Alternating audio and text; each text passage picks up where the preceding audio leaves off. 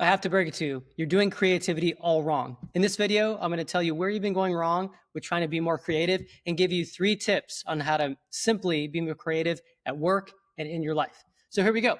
Why are you wrong about creativity? Well, most people think creativity is about being open-ended, all possibilities. Well, no, it's completely wrong. Tell me a time in art, in history, when things are not a constraint. If you look at music, a song form, it is a constraint. It has a beginning and an end. If you look at a book, it has a beginning and an end. If you look at an article, it has a beginning and end.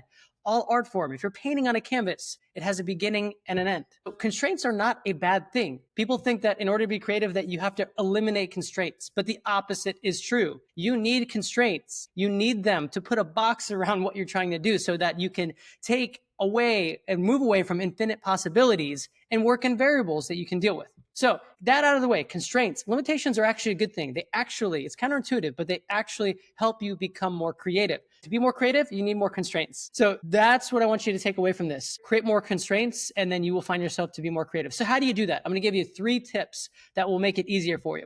Number 1, time. Use time. Create positive urgency. So don't just do tasks forever. If you're writing a song, working on a book or a presentation, don't just work on it and just be open-ended. You need to create some positive urgency, and that involves time. So you can work on it in intervals of time. Say, I'm going to work on this thing for 30 minutes, 60 minutes. It is the time that is the constraint. Number 2, it is the medium. All right. So what are you going to do? Are you going to write? Are you going to paint? What is the selection of medium? Are you going to do a song? So select that. That is a constraint in and of itself. That medium, you're taking all the sea of possibilities, you are choosing one medium.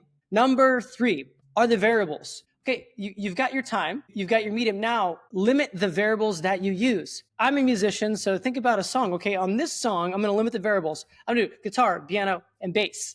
Okay, limit the variables. Don't leave it so open-ended where it's just too confusing that you have too many options to choose from. Think of it your palette.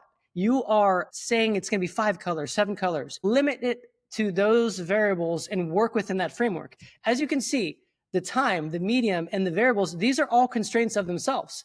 So use these tools, use these limitations in a positive way to be more creative. I guarantee that if you apply this to your business and your life, you're going to be more productive and more fulfilled. Thanks for watching. See you on the next video.